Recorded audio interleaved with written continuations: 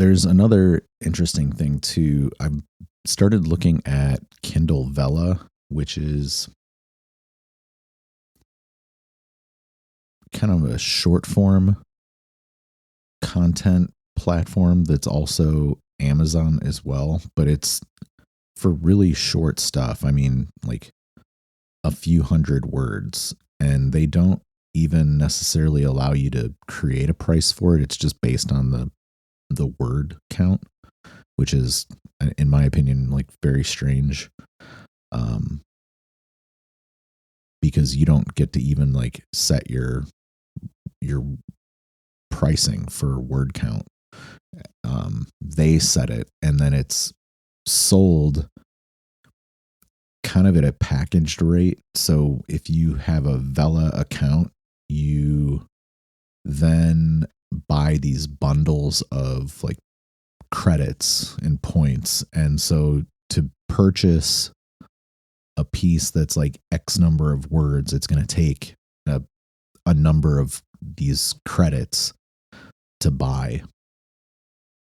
And originally, when I was working on the short story that I shared up into the Nest, I was looking at putting it out on Vella, but it's like 3,000 words, which I think is kind of at the upper limit of what you can do on Vella. And then additionally, the pricing for that, when I looked at how they would break that down, was no good. Additionally, I don't think I could put in images. So, I mean, at 99 cents for the package with like a 35-cent or a 35% royalty or whatever, like obviously, it's incredibly cheap. You're not making very much off of it, but at the same time, it allows you to put out something at a great price point, and then also to touch on different categories and get your material listed into different categories. And for me at this point, my audiobooks are selling more than my print or ebook material. So I've already performed the audiobook reading for this, and that will come out at some point in the future. I don't know, maybe April or something like that, whenever I have a chance to finally do all the editing.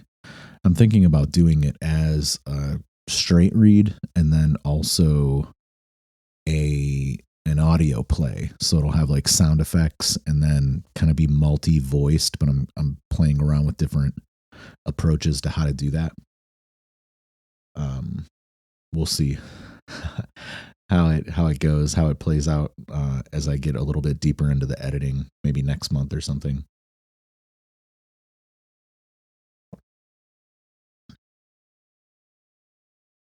It's always kind of weird to get into the beginning of a project. I started writing this almost a year ago. It was probably right around in March or April when I first started putting down the kind of the outline ideas for what this became, and then worked on it into October, and then did the audiobook reading for it in December at some point. I think it was around Christmas, actually. So I've just been kind of, going a little slow with it and not really trying to rush. And then see kind of what pops up at me as I play around with the material. And I keep editing too. So all the way through the actual reading for the audiobook, I was still tweaking the text. And then when I got to the audiobook reading, I actually made a couple final changes, not only because there were some things that felt weird as a performance, But then also in terms of the story and what I wanted it to feel like, there were a couple of things that I removed completely, which I had put in kind of based on some beta reader feedback. But then I decided I didn't want that in there. So I ended up pulling out, I would say like 2 or 3 lines that just kind of were a little, I felt like they were a little too,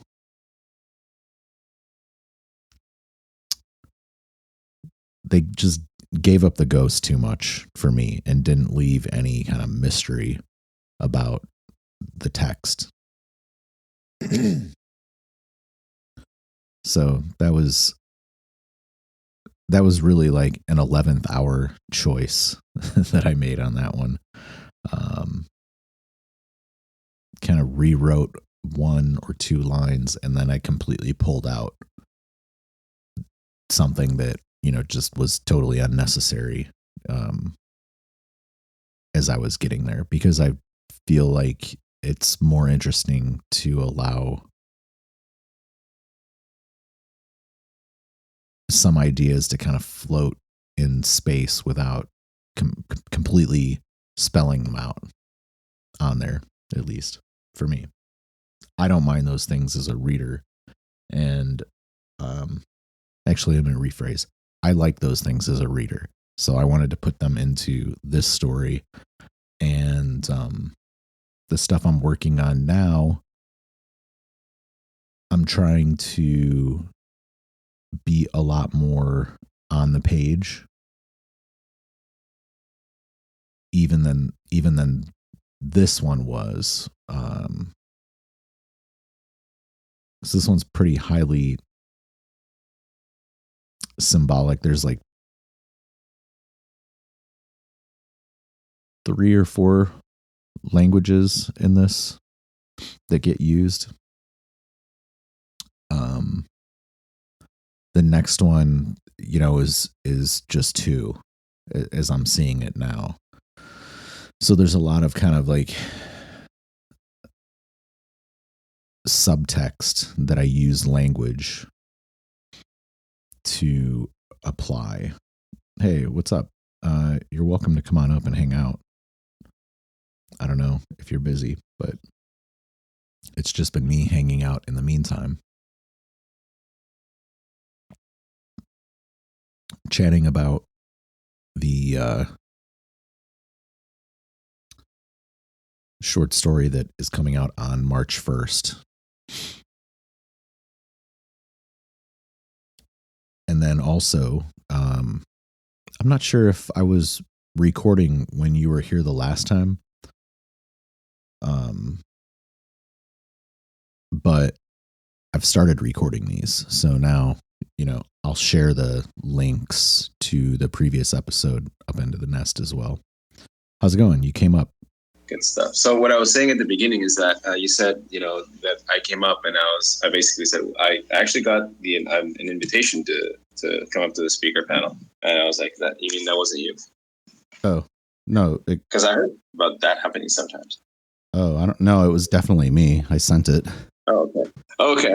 Let's talk about that because that's weird. I was going to say. Yeah. No, whenever anybody that I know it comes in, I'll send them an invite. Yeah. What have you been working on? I just have to do some, I have to set up some announcements and stuff for my class. I have some classes later on, setting everything up. I really only have a few minutes to be here, and then I have to do that stuff. And then my kids my presence is requested at the pool as soon as I'm done. So I'm going to be doing that as soon as I can. Oh, yeah. That's cool. Pool time is good. How's the comic coming along? Great. I actually finished penciling in the second issue yesterday, last night. And then, so now I have to do, the next part is the inking and the coloring, which is kind of the part that takes most time. And then just start basically brainstorming ideas for the next issue. I already have a couple of days brainstormed, but I just have to actually plot it out to see like the actual panel layout and stuff. That's basically where it's at. So right now I'm on like the post production of, if it was a movie, it'd be like the post production of the second issue right now. Yeah, cool. So do you have a complete arc developed, or is it kind of open ended? Right now it's kind of open ended because I'm basing it on kind of my story, kind of my arc. Because the main character is basically trying to get around to getting out his own web comic, which I thought was cute. And then eventually I'll be adding in like other characters and other storylines. But right now he's struggling, just managing to sit down and get out that webcomic. He encounters like distractions and interruptions and stuff. Mismanaged time, which is what the first issue was about. Yeah, sounds incredibly recursive. No, I have no idea what you're talking about. So how many episodes or I guess issues, yeah, are you going to try to produce before you start to release them? Well, if by release you mean put them out on Instagram, I'm basically doing them as I go. So okay. As soon as the coloring is done on one, I try to get it out. And like if I'm away for the weekend without the Wacom, then I have some time to work on the comic. What I do is like I'll take out a little notebook and start brainstorming ideas for the next issue or whatever. Like I'll try to at least find a way to work on it whenever I can, in whatever way I can. So if I can't, if I, like right now, for example, where we are, like I don't have the Wacom with me. So if I were to get time to work on it, it would be like on future issues and figure out kind of the storyline. What other obstacles he's going to run into, and at what point I'm going to let him finally get out that first issue and just start like living that life, and then maybe think about other characters.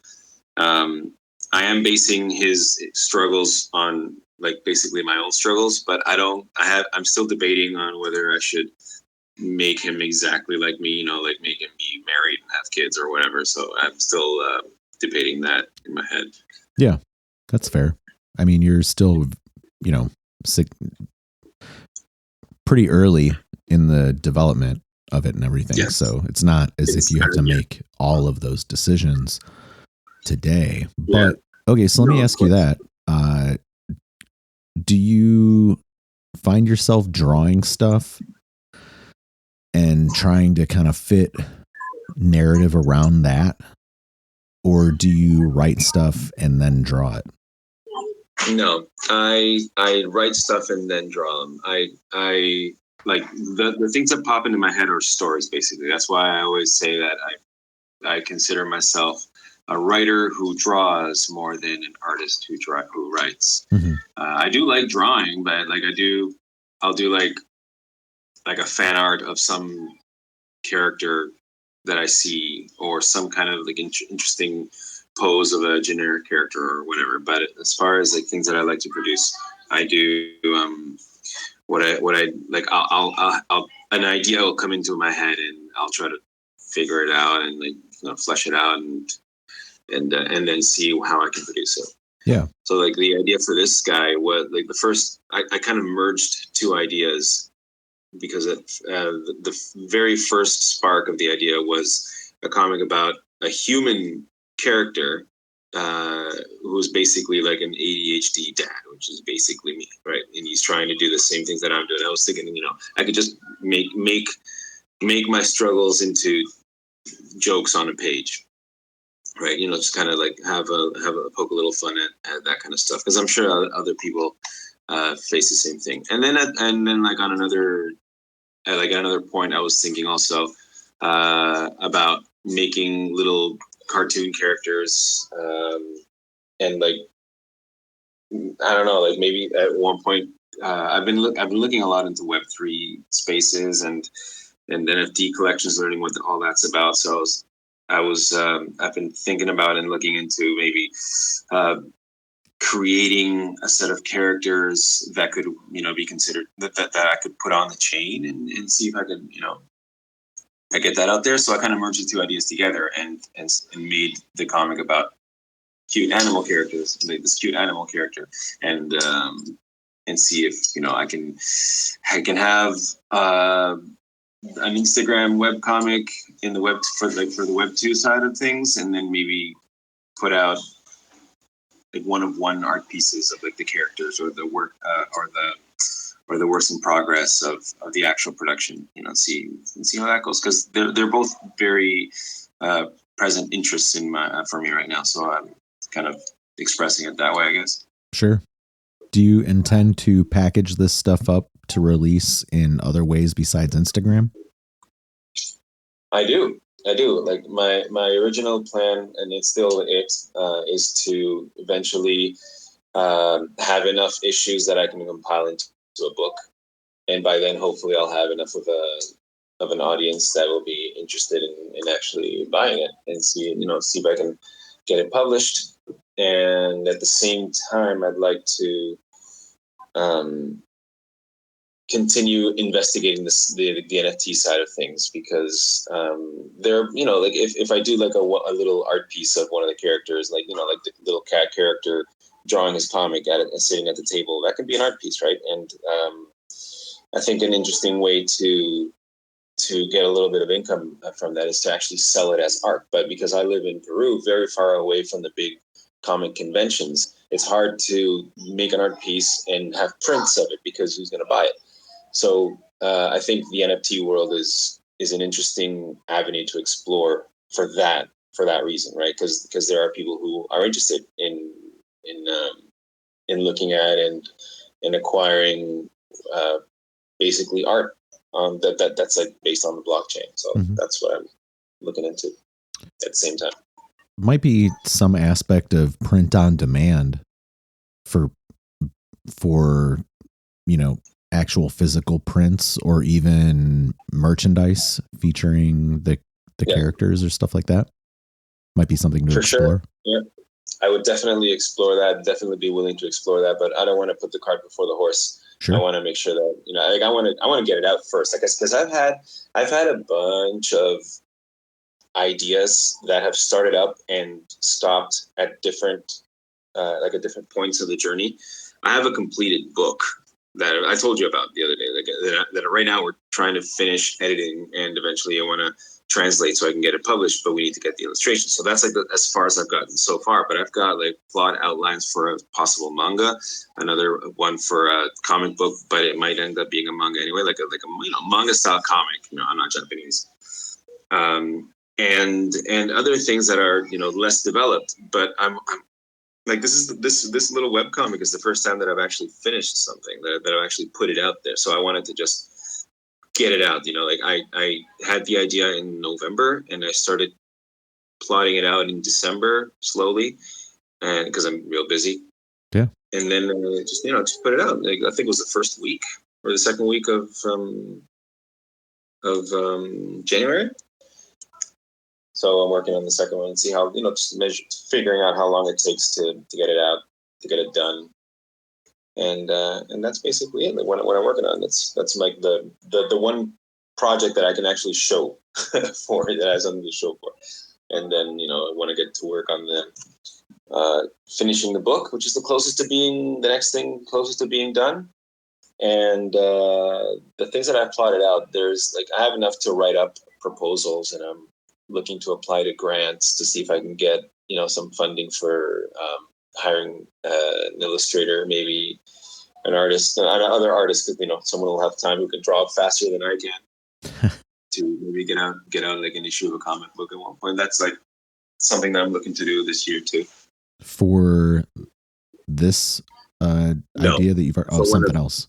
For one of the other stories that I have plotted out that are in my head, but I've been working on them for the last, I guess, year and a half, kind of plotting it out, figuring out the characters, figuring out the kind of storylines. That's not so much like the webcomic where it's like just put out the first 4 panels and the first mini story and then see where it goes. This is more like what would the plot be? What would the story be about, and what would the first issue be about, and how long would it run? Like an actual comic or manga. Yeah. Which is really really interesting to me.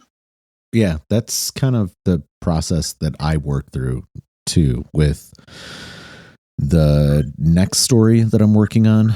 I'm kind of giving myself a year to work on that one, and I guess maybe a third of the way in terms of editorial, but I started drafting the outline for that at the same time as when I started creating this story that I'm releasing on March 1st. And it's taken me all of this time to flesh out the outline, and then it's made it really easy to start writing. And I'm a slow writer in general, and I don't like sit down every day and try and like hammer on it. I just work on it, in stints or whatever. But basically, if I get like 200 words, that's cool. And I'll go back sometimes and kind of tweak some things. The first quarter of it is written, and then I've started to kind of flesh out the 3 other segments of the story little by little. And what I'm finding, because this is actually going to be part of 3 stories, is that it's helped me to go through this process to begin to outline and give more detail into the characters over the arc of those 3 stories, and how I'm going to approach, outlining those ones. Cause I need to start thinking about those as well while I'm writing this one. But again, like, my process is slow, and I'm also working on another book too, like you are. I've got this national park series that I do, and that is getting pretty close to being editorially done. So I'm thinking I might do a few chapter reads for the audiobook and then start producing the videos for that, as I kind of get the last little bit of editorial wrapped up for the kind of bookend segments that are in each book as well, each volume.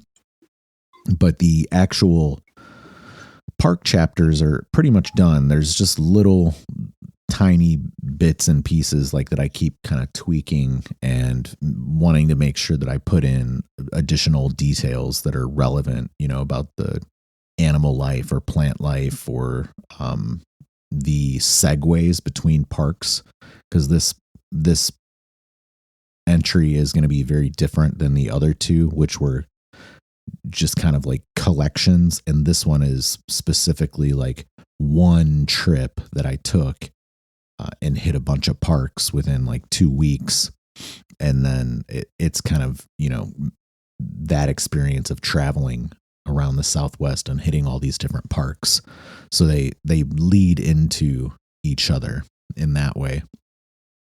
And just kind of looking at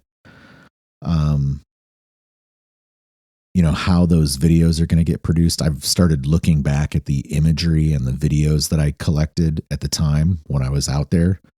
And I haven't looked at that stuff. I mean, I did this in 2022, so I haven't looked at this stuff intently in a while. And I have to start thinking about layout and, what's going to go into the video versions versus what I've kind of shared on social already, and what's ready for print and the layout there. So yeah, I totally get it, man. Like, mapping out your projects and filling in what you have and what you don't have, and trying to hit deadlines, because I want this to be out in October at the latest. Takes a lot of work. Yeah, and and speaking of deadlines, like for someone like me, I still have to like I can't even give myself a deadline because I don't really know how long these steps take. Right. Yeah. So I'm trying to figure out that there's a pool. There's like I had to figure out how long it takes me to do each step of the process. And now since I had to go and get interested in comics, geez, the illustrations alone are a massive headache. I mean, they're awesome. I'm not going to change it because it's so much cooler. It's I don't know, like the type of stories that I'm coming up with are begging for illustrations, right, to be told in comic format. But it's a brick wall. Like this book should have been out 4 years ago. Oh my God. If it had been a chapter book, because we finished writing it a good 5-6 years ago. We finished the story. And like the parts that like it's written out in such a way that the parts in prose, it's a hybrid between comic and prose, right? Like between like a chapter book and a comic book. So it has parts that are narrated like a book and parts that jump into panel, like comic book panels, and then it jumps back into prose. So the parts that are really, really visual are told with illustrations like it's a comic book.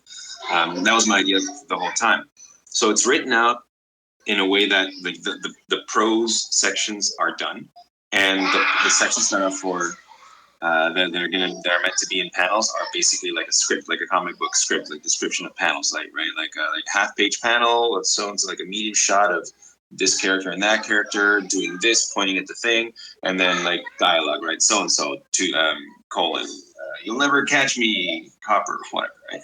So it's written out like that. So like half of it you can read it like it's the actual book, and half of it you can read like like one of those book scripts that you buy. I saw the last couple of years ago we got this book. It's like the script version of Fantastic Beasts and Where to Find Them. So instead of reading the book, you read like interior day. So and so walks into a busy bus station. He looks around. It's written out like a script, like a screenplay. So it's kind of like thank you. Yes, like a screenplay. So it's a little bit like that. So I can't. It's not something that I can just publish it. And this was before I actually started learning how to draw. But as I started learning how to draw, I started going, okay, well, what about what if we do like a little bit of character design? Let's try it. But I was learning to draw at the same time, so it was painfully slow. It was painstakingly slow, and that. Fast forward 5 years, COVID and a bunch of other projects, ups and downs and whatever. I'm still, I'm a little bit further along in figuring out what the characters look like, but getting all those panels in, it's like the script itself, like the way it's written, it's about 110 pages in the Word in the Drive documents. It's a pretty long book, but I have no idea how many pages it's actually going to be because it depends on the panels. Yeah, for sure. Yeah, and you might find as you start working through that you're able to condense some things, or that you're able to express multiple things within one panel, or using the format to get across certain action, in ways that you hadn't necessarily thought of before. And like, I'm not an illustrator by any means, but I do like comics in general since I was a kid. Yeah, same here, right? Like I grew up with Calvin and Hobbes, not even comic books. I grew up with comic strips, like Calvin and Hobbes, Dilbert, Garfield. And what I was going to say, I was going to say that what I really like about this hybrid format, I found it in this book by accident, and I saw it, and I was amazed by it, and I was totally inspired to write this book that way.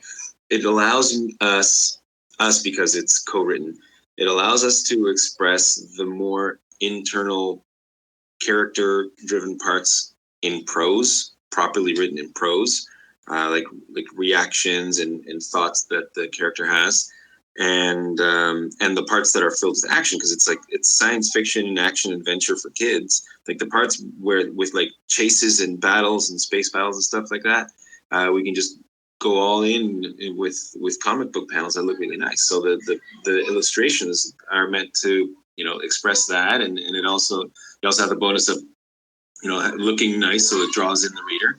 And then it gets the kids to actually read, because they get they open the book for the panels, but then they run into a part of a chapter, part that's written in prose, and it reads. So it's, it's a win-win, except for the part where we're trying to get it out and still not done. So that's kind of the biggest hurdle Yeah. that we've been facing, because it's a lot of panels. It's not like we can just up and pay an artist. Right. At one point, I even figured, you know what? I'll just do it like try to pay an artist to do a page a month, a page a week, or even a page a month. Even at a page per month, by the end of the year, I'll have 12 pages done, which is more than we have now. That's true. More than we've had in the past 3-4 years. So then my friend said, well, let's try knocking on some doors this summer. Like, let's try going out and knocking on some doors, because the publisher will take care of the illustrations if they accept the project. And that's where we're at. That's true. I actually know a handful of people who have produced comics, both in the writing and illustrating sense, in a very indie way. And even a few folks that have worked for like Marvel and DC and stuff like that. In terms of selling your comic, or getting it picked up or whatever, I mean, that's as hard as it probably ever was, but in the sense that you could potentially generate interest or produce a product, that's as easy as it's ever been. In so many different ways. Yeah, like building an audience and getting interest in it, and like what they call building in public, your works in progress, getting people to know about the project, to know that it exists, and then getting interested in it. That's a whole process, and and it takes time. It takes so much time. Yeah, for sure. But as somebody who definitely like posts my process and along the way, without trying to necessarily like give away the finished stuff, like the next volume 3 of the Park series, a lot of what I have written and the imagery, I post all that stuff up on Instagram, so not to say that all of that is the final copy or is the entirety of the images that'll be in there. In many cases, there's no video that I post up there. It's just kind of that developmental stage. And then in the future, I keep kind of chiseling away at it, and it becomes something more than those original thoughts. With this short story now, I had a bunch of beta readers looking at it, from its infancy, when it had like only 1,000 words or whatever, and kind of giving me feedback on what was working or what wasn't, and what they liked and what they didn't. And you can take or leave as much of that as you want, but at the same time, just, again, developing that community, like you were saying, and getting additional eyes and brains on what you're doing is useful and interesting as well, because sometimes there's stuff that you miss, or there's things that people like that they will ask for more of, and that definitely happened as well. There was some stuff that only materialized because of that feedback. And I think before you had gotten in here, I was saying there are some things where they had been like, oh, we'd really like this to be, explicitly stated. And once I got to the audiobook reading that I did in December, I guess, I read those lines, but as I was going through it, I was like, I don't really like that. So I've, ripped some stuff back out. So you kind of keep going back and forth. It's okay. And like, this doesn't even have to be the final version of it either. Stuff like ebooks and audiobooks, you can change them later on and re-upload the new versions or add new material to it or whatever you want to do. And, that's the statement at the time. Yeah, I find that it like when you're building in public, sometimes you're tempted to tweak more than maybe you should, right? Does that happen to you as well? Mm, Like there were some like there was a one like the panel like the last panel of that first issue. I looked at it right before, or I think it was even after I published it. I was like, maybe I could change it so it looks like this. It'll be a little bit better. But then I thought, no, you know what? It's time to let it go. and and I think like just I need to. It's better to just move on. Is that kind of what we were talking about with the iterations? not so much. So like I might get a little, I might be a little distracted because I'm trying to retweet the space, but I think I accidentally retweeted the podcast. It's all good. Yeah, I may have been I may have been slightly distracted. I think I supposedly edited the text, but for some reason it shows up twice in my feed. I guess it just has to fix itself. Oh, I don't know. Yeah, I don't edit tweets. What I mean is that so the Chicago 1893 book has had 3 editions. And the first edition had a black and white cover. And then the second edition, I changed it to a color image that I took. And that's kind of, what has been in there going forward. Then, I corrected some things or changed some things or added a little bit of detail as I learned some new stuff in that second edition.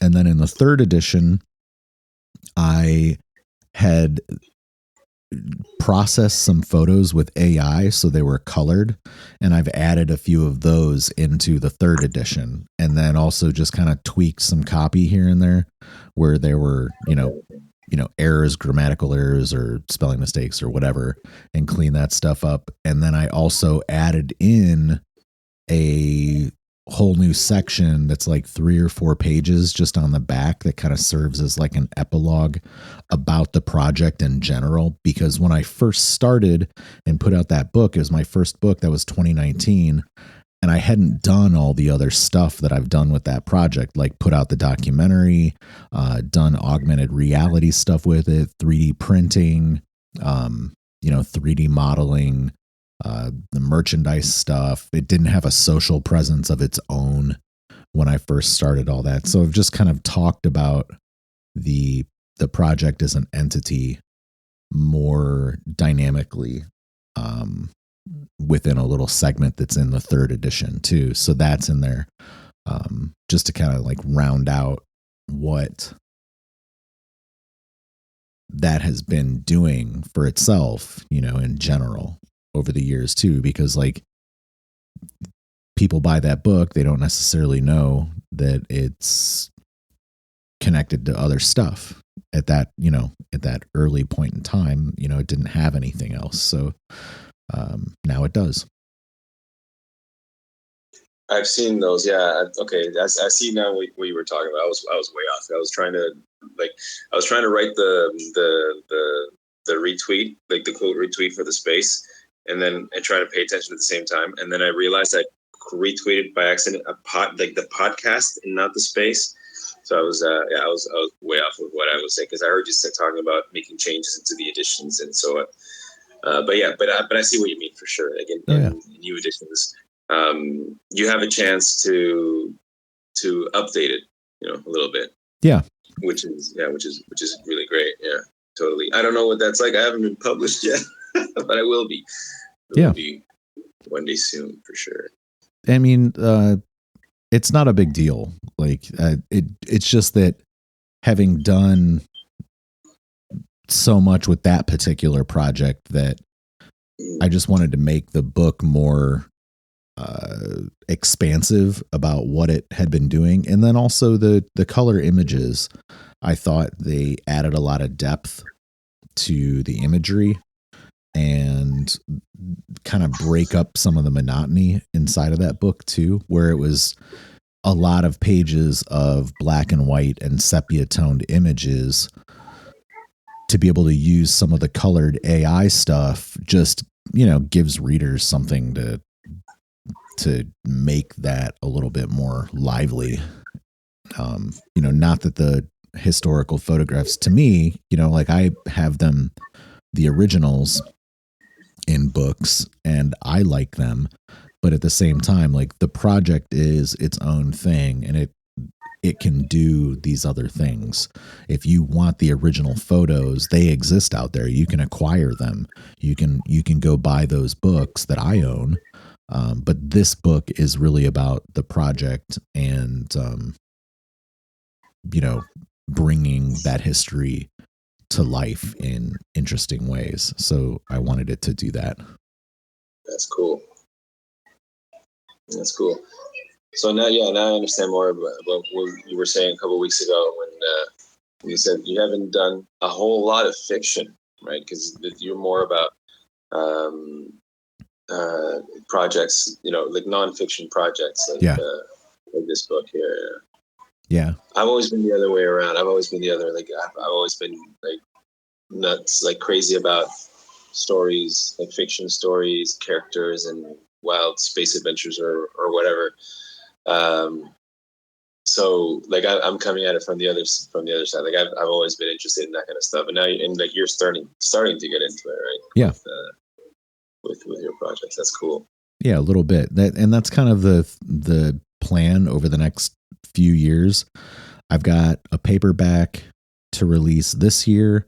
I've got another project that I think can turn into a paperback for next year that I, need to start thinking about, maybe in the summer or something, and start working on that. But my release schedule is now kind of like, okay, I can put out these fictional works in the first half of the year, and then I can do the paperback stuff, because the fictional stuff is short story, and it's kind of new, but for me, and like I want to pace myself with it and enjoy that process, but then also have something relatively often enough, at least once a year to be able to put out, and then do the other projects that kind of like continue to build on the catalog of like nonfiction stuff that I've been doing. The national parks material, and then the next one is actually going to be more historically focused again, to kind of go back into some of that space, which I have not, touched on really at all since I did the first Chicago book. So get back into that a little bit. Hopefully it works. We'll see what happens. That's great. Well, here's hoping, man. Yeah. Here's hoping. And that kind of started in social too, Yeah, same here for the same reasons. Sorry, I don't know how much the kid screaming in the background is getting through the microphone, but it's all good. That's my kid just outside. Yeah, don't sweat it. Yeah, and so like that project, for next year, that started all on social too, and it happened. I started it. Gosh, I don't know. Oh yeah, actually, God, wow. Started that 4 years ago. Started that the year that COVID started. So like I have only done a very rough initial kind of draft, if you in heavy quotes draft of that. I wouldn't even call it a manuscript at this point, because I haven't even like gathered everything up. And there's so much available there to kind of go through and play around. I might use AI kind of heavily with some of that to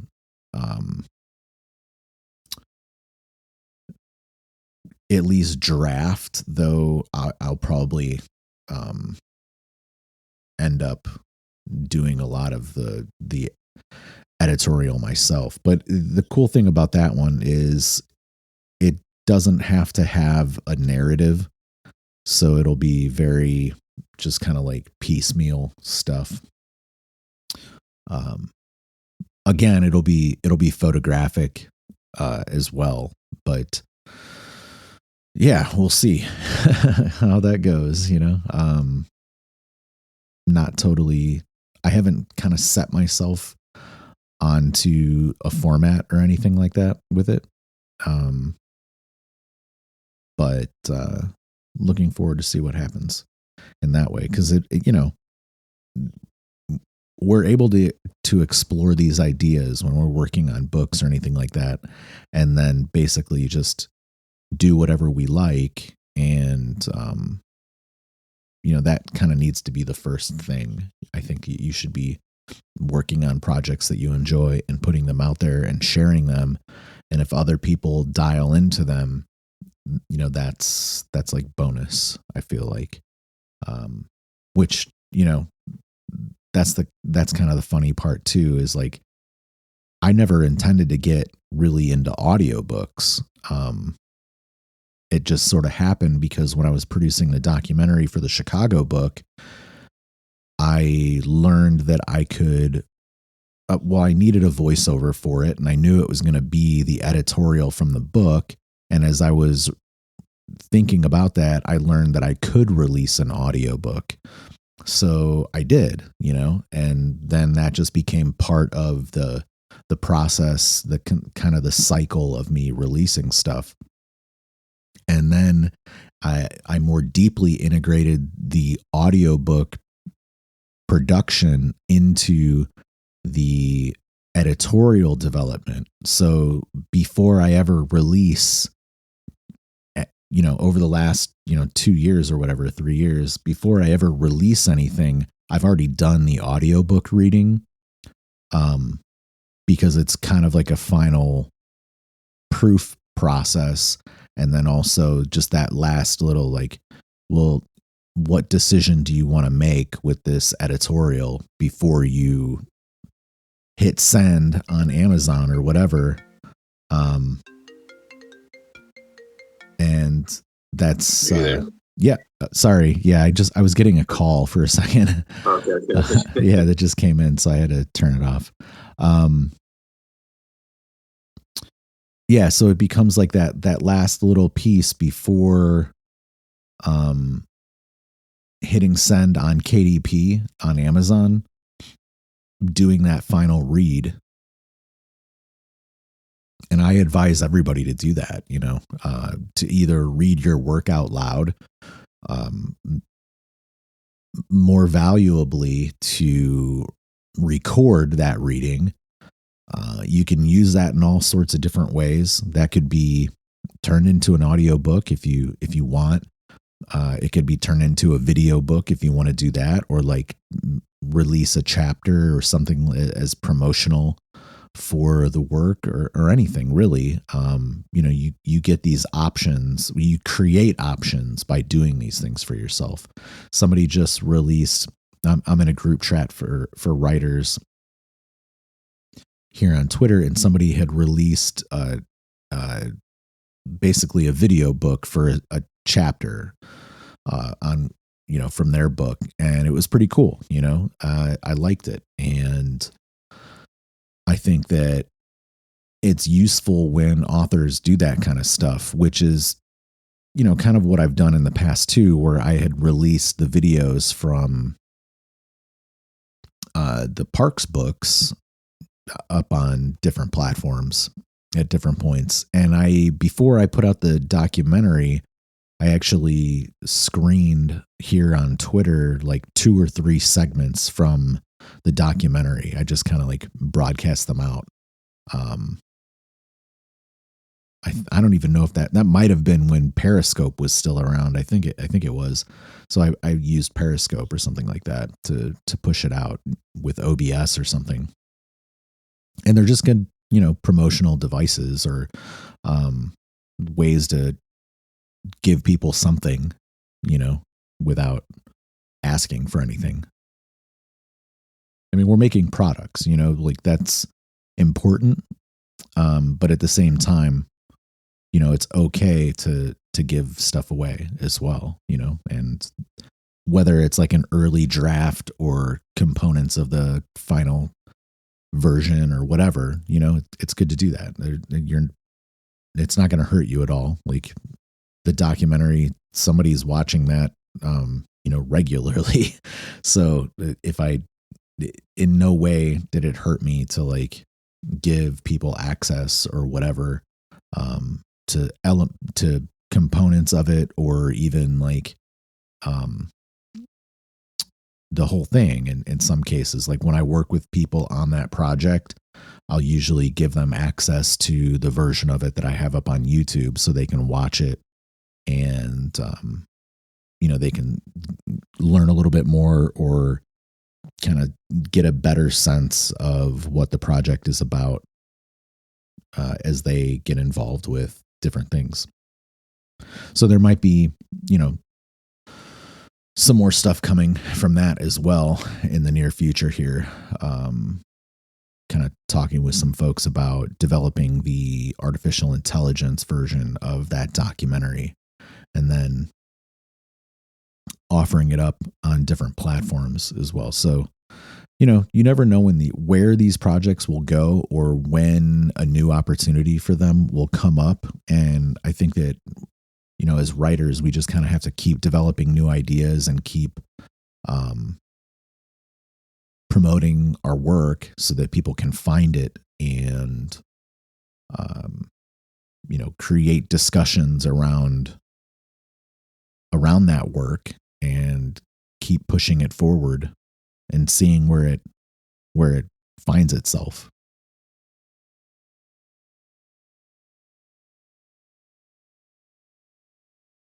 But yeah, we've been hanging out for an hour. It's been just you and I talking, but I'll probably wrap it up, and then, in 2 weeks we'll do it again. Yeah, but it's been nice. It's been nice, and I wanted to comment on what you said about recording your last, kind of like the last pass. That's kind of where I am with that big book. Nice. Just checking out the last pass, but I never thought to record myself doing it, and then much less to like make it into content. That might be interesting, although it hasn't been translated yet, and I think the main audience for like content creation and stuff might just be in English. I don't know, but now you've given me something to think about for sure. It's very interesting. Just record yourself, like like in an informal way, just like maybe on your phone or just sitting at the computer. Doesn't have to be a super fancy setup, and make it about the fact that it's working. It's a work in progress. Yeah. Interesting. It does not have to be super fancy, but I will tell you, if you want to do an audiobook, you should get decent gear. For sure. At least a decent mic and an interface or whatever you want to use, because when you're going to go through the post-production of that audio and you load it up to the platforms for distribution, they have like quality checks and stuff like that. So if you're going to do it once, you might as well do it as best as you can, just so that you don't have to go back and do it again, which is a thing that I've had to do for some stuff. Like, so originally, speaking to the Parks project, like I had put out the videos originally, and I had done voiceover for them, but I just did it, very informally. Let's use that term. And it was crap. And when I wanted to re-release those videos to kind of be part of the project, obviously, like I couldn't use that voiceover for the audiobook because the audio quality was terrible. So I had reread for the audiobook, and then I took that and replaced it over the video, and then re-exported the video into the packages for additional distribution and stuff like that too. So it is something that you do want to think about in general. In that sense. Well, what I was thinking about more was like work in progress, content creation, a little snippet here, a little snippet there, especially because my specific book isn't all prose. But I do have, I do voiceover work. I've done freelance voiceover work for about 10 years now, and I have Nice. my little booth, and I have the microphone and the interface and all that stuff, and I know how to edit and even master the final voice track. So I could record my own audiobook, but I think that's a much bigger mountain to climb. I think just as I was thinking more in terms of as I'm going through chapter by chapter, just checking for mistakes, I can use that reading out loud as like little snippets to get to put people. As far as audiobook, that's something that's for farther down the line for sure. I mean, you can record it at any point and then get into the editing whenever you have time. If it takes a while, I don't like editing audio. I really don't. I never have. Even when I was a musician, I really did not like editing audio, drums in particular. And editing voice work is very similar to editing drums. And I just do not derive joy from doing it, but I do it anyway. At any rate, good session. Thanks for hanging out. And, I'll schedule the next one for 2 weeks from today. So it'll be March something or other, 5th or 6th or something. Let me see. I'll tell you right now, March 6th. There you go. Yeah. So, enjoy the rest of your day, and we will talk before too long.